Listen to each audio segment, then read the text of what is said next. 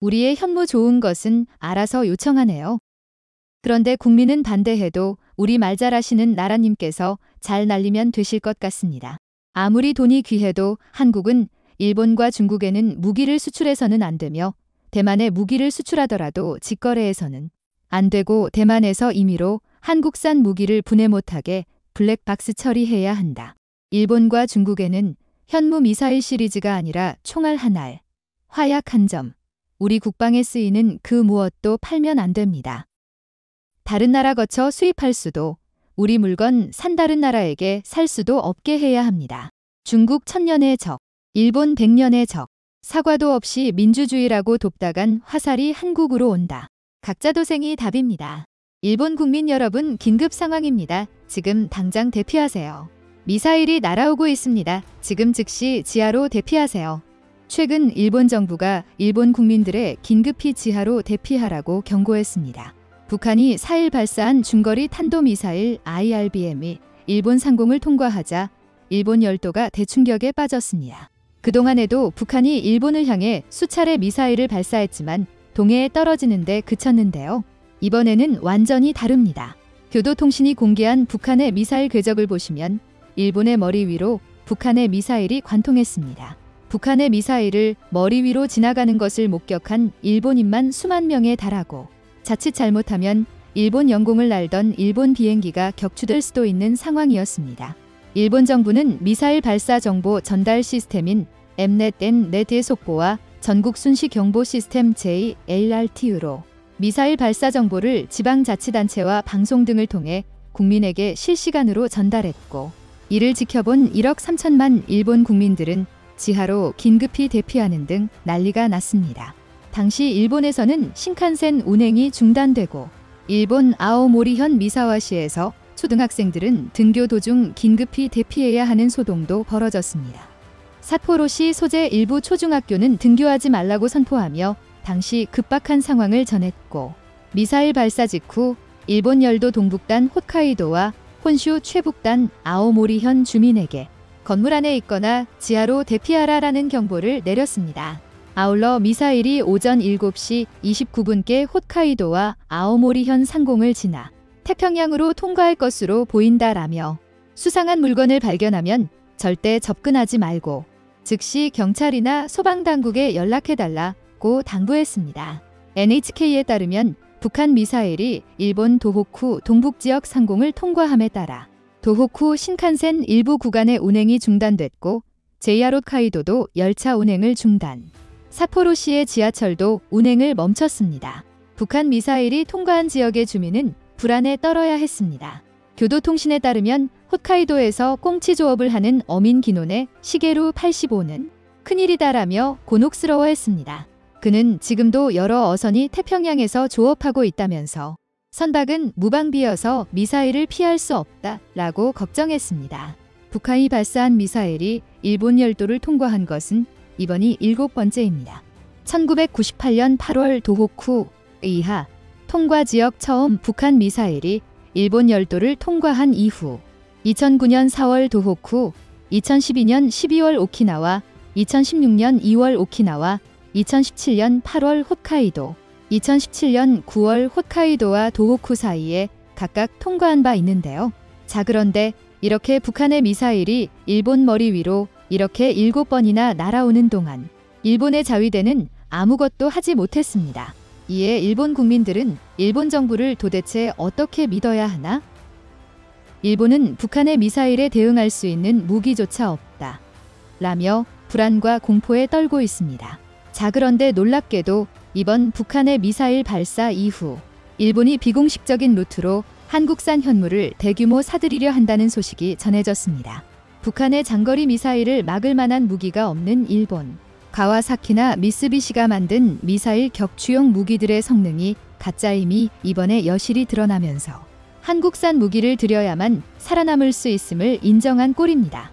일본이 한국으로부터 수입하려는 무기는 바로 현무입니다.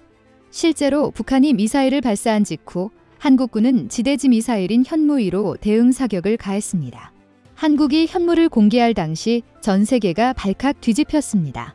서울 용산 국방부 브리핑룸에서 그동안 베일에 가려져 있었던 한국군 최고의 비밀무기 영상이 40여 초간 공개됐는데요. 사거리 300km인 신형 탄도미사일 현무 2와 사거리 500에서 500km인 신형 순항 크루즈 미사일 현무 3 테스트 영상이 공개되자 외신들은 믿을 수 없다 라는 보도를 쏟아내는 등 반응은 상상을 초월했습니다. 수직 발사대에서 발사된 탄도미사일 현무2는 목표물 상공에서 수십 개의 자탄을 분리시켰고 이 자탄들은 둥근 원형 표적 안에 정확히 떨어졌습니다. 보통 자탄들은 불규칙적으로 떨어지는 행태를 감안하면 믿기 힘들 정도로 놀라운 정확도였습니다. 순항 미사일 현무 3는 마름 모형 표적 가운데에 정확히 명중하는 장면이 공개됐습니다. 이들 미사일은 2000년대 초반부터 존재는 알려져 있었지만 정부와 군 당국은 국가기밀 사항이라며 공식 확인을 하지 않았던 것입니다. 현무 2 미사일은 지난 2001년 한 미 미사일 지침 개정에 따라 탄도미사일 사거리가 180km에서 300km로 늘어남에 따라 2000년대 초반 개발된 것인데요. 대한민국 국방부의 한 장성은 순항 미사일은 수백 킬로미터 떨어진 창문을 정확히 타격할 수 있는 무기라며 우리나라 어느 곳에서 발사하더라도 북한 전역을 커버할 수 있다 라고 밝혀 최대의 사거리가 1000km 이상임을 시사했습니다. 일부 소식통들은 평양 노동당사에 있는 김정은 제1비서의 집무실 창문을 타격할 수 있을 정도로 정확성이 뛰어나다고 전했습니다. 현무 3의 정확도는 순항 미사일의 대명사인 미국 토마호크 미사일 사거리 1300에서 2500km보다 높은 것으로 평가됩니다.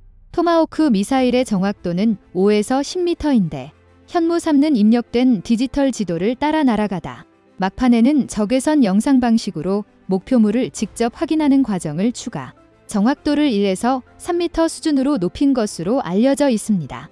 현무 3는 특히 지상의 이동식 발사 차량뿐 아니라 세종대왕함 등 이지스함 214급 잠수함 3000톤급 중잠수함 등에서도 발사될 수 있어 전 세계로부터 엄청난 러브콜을 받고 있는데요.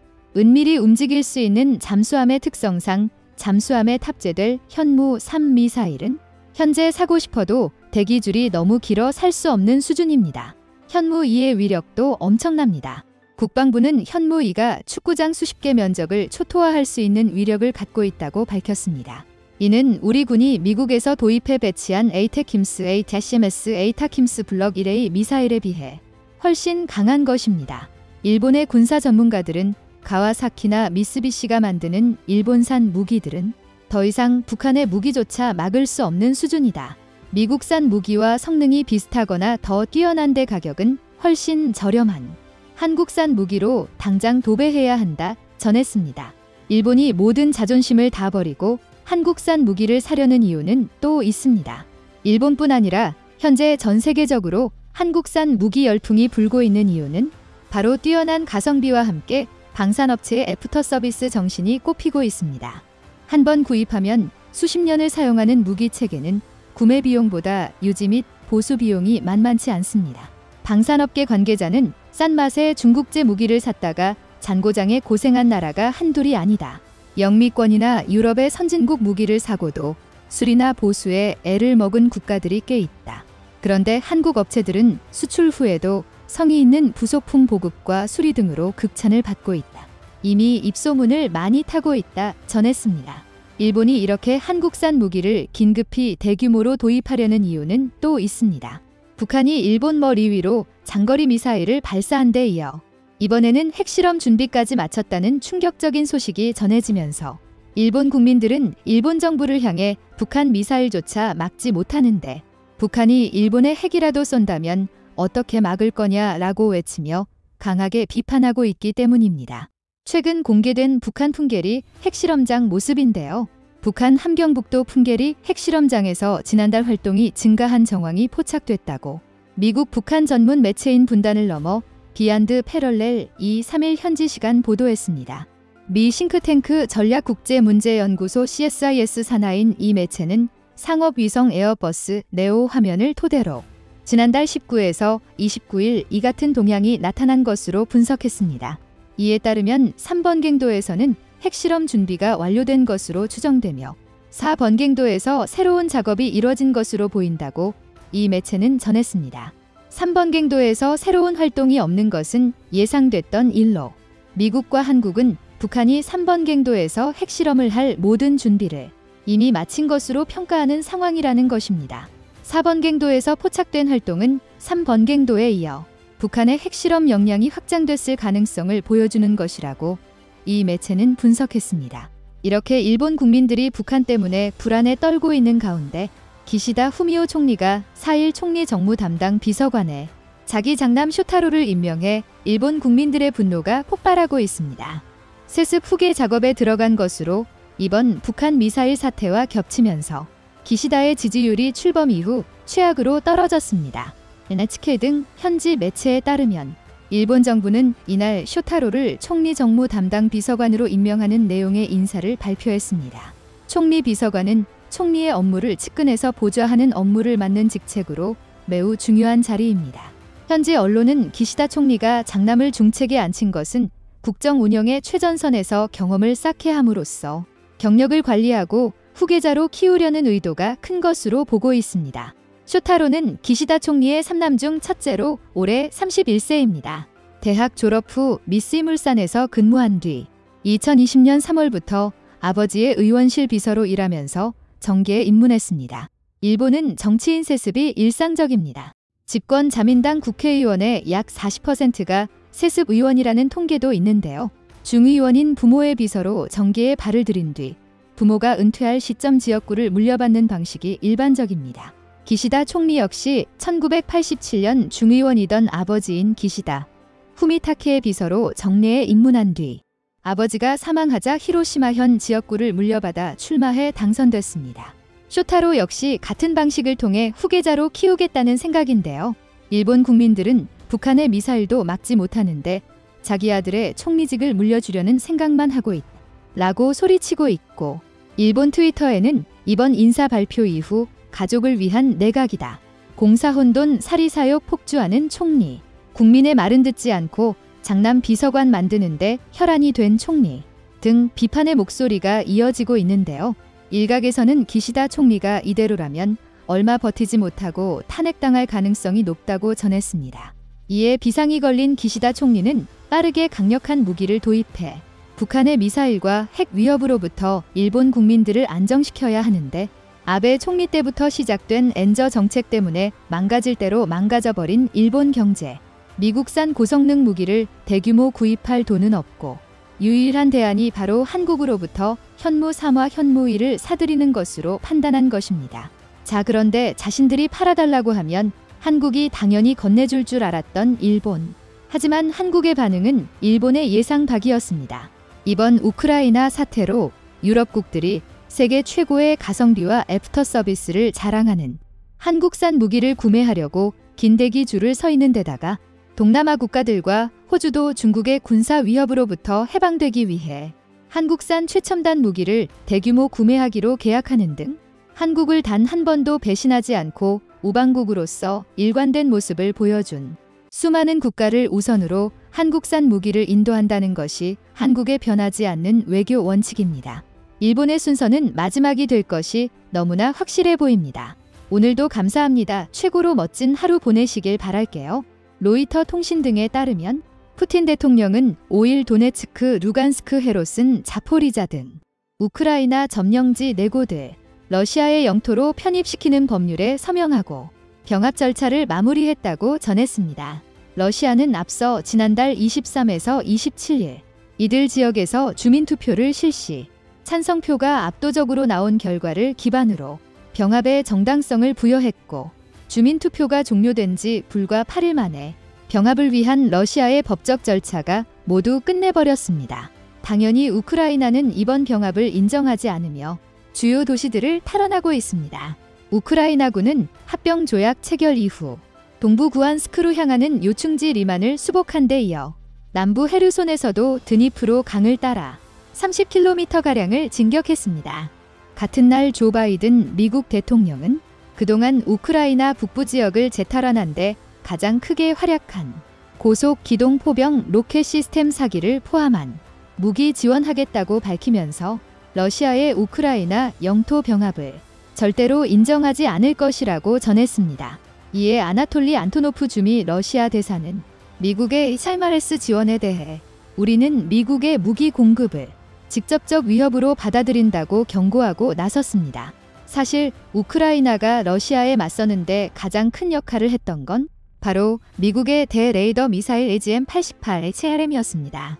HLM은 공중 투발에서 반경 145km 내의 레이더 전파 발신지를 추적 및 타격합니다. 이로써 S-400을 비롯한 러시아의 방공포대를 무력화시켰고 제공권을 잃어버린 러시아군을 일방적으로 공격할 수 있었습니다.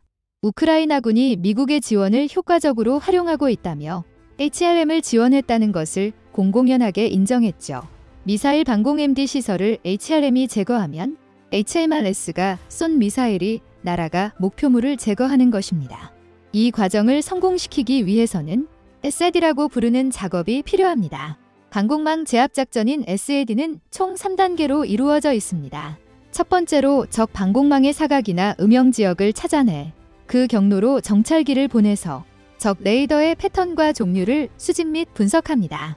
두 번째로 전자적 능력을 지닌 항공기를 보내 수집한 레이더 주파수에 맞춘 강력한 노이즈를 발생시켜 적 레이더와 레이더 기반 방공 무기를 마비시키는 겁니다.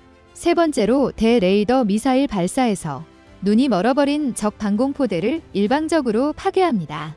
사실 한국도 중국이 내세운 반접근 지역 거부 A2AD 전략의 틈바구니에 끼어 있어 방공체계 대책이 시급한 상황입니다. 그 때문에 국산 전투기인 KF-21에 HLM의 통합을 요청했지만 미국은 이를 거절했습니다. 미국이 내부 규정을 근거로 KF-21의 통합을 거부한 미사일 중에는 사이드와인더 공대공 미사일, 암람 공대공 미사일에 더불어 HRM대 레이더 미사일도 포함했던 겁니다. 한국은 IRST와 MBD의 미티어로 공대공 미사일은 아쉽게도 대레이더 미사일만큼은 아직 대체할 방안을 찾지 못했습니다. 이 때문에 한국이 SAD 작전을 수행하려면 HLM이 통합된 F-35A, F-15, KKF-16 3기종 중 하나를 투입해야만 하는 겁니다.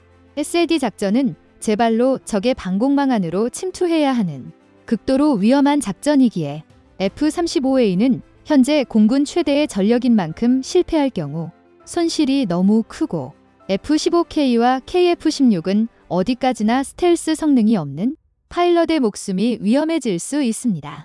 출중한 성능을 갖추고 있는 KF-21이 있는데도 미국이 이를 틀어막고 있는 겁니다.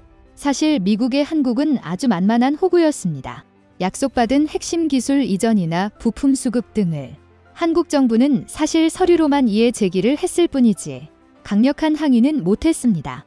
미국 심기를 건드려 행여 다른 부분에까지 안 좋은 불똥이 튀지 않을까 하는 우려 때문이었습니다. 그랬던 한국이 국산 무기체계 결과를 통해 자국 방위력 개선은 물론 수출까지 진행하고 있으니 쉬운 길은 막아서려는 심보인 겁니다. 결국 한국은 미국 무기에 의존하지 않고 KF-21에 SAD 작전 수행 능력을 부여하기 위해 SAD 작전 능력의 국산화에 나섰습니다. ADD는 2020년에 이미 KF-21로 운용하는데 레이더 미사일 개발에 대한 개념 연구를 공개한 바 있고 대레이더 미사일과 부속 시스템을 동시에 개발하여 결과적으로는 한국의 SAD 능력을 미국 공군 수준으로 도약시키는 것을 목표로 하고 있습니다. ADD가 공개한 국산 레이더 미사일의 능력 요구 목록을 보면 블락2로 나누어 개발하면서 블락에서 HRM 이상의 성능을, 블락2에서 미국의 차세대대 레이더 미사일 ARGM과 동급의 성능을 획득하는 것을 목표로 하고 있음을 알 수 있습니다. 또한 광대역 RF 표적 식별 및 수동 광학 이중 모드 시켜 개발, 위치 기반 GPS, INS 항법 기능 추가, 표적화 포드 개발 자체 연동 임무 계획 시스템 개발, 조종사 인터페이스 및 식별 장치와의 통합 등 핵심 제반 시스템의 개발을 동시에 진행하겠다는 큰 그림을 그리고 있습니다. 그리고 이와 함께 공개한 것이 바로 국산대러이던 미사일 ARM의 형상입니다. 미군이 개발 중인 ARGM과 흡사한 형상하고 있는데요. ARGM의 처의 사정거리가 더 늘어나고 더 빨라질 예정으로 250km 내의 표적을 마하 2.5 이상의 속도로 타격하게 된다고 합니다. 그뿐만 아니라 미사일 자체에도 재밍에 저항하는 성능을 부여하기 위해 전자기파 기반시켜가 적의 재밍에 모두 무력화되더라도 밀리파 레이저를 이용해서 목표를 끝까지 쫓는다고 합니다. 국산대 레이더 미사일 ARGM과 비슷한 형상을 한 것은 이들 성능까지 모두 따라잡겠다는 뜻으로 비치고 있습니다. 이 계획이 성공적으로 진행된다면 한국이 중국의 장거리 레이더를 무용지물로 만들 수 있는 힘이 생기게 되는 겁니다. 남의 국토를 엿보던 중국의 A2AD를 무너뜨리면 군대가 중국 본토에 상륙하는 것은 시간 문제가 되는 겁니다. 그래서 한국군의 SAD 능력 확보는 전투력 제고나 자주국방의 측면 외에도 중국의 직접적인 군사적 견제를 가할 수 있기도 합니다. 미국은 FMS 교역이라는 이유로 무기 가격은 비싸게 받으면서도 핵심 기술 이전은커녕 갑질만 해왔는데 이제 미국에서는 여러 부분에서 한국의 무서운 성장 속도를 예상치 못했다는 이야기들이 나오고 있다고 합니다. 그에 따라 현재 한국의 성장을 막으려는 모습들을 보이고 있는데요. 하지만 막아서면 막아설수록 한국은 강해져 온 저력이 있습니다.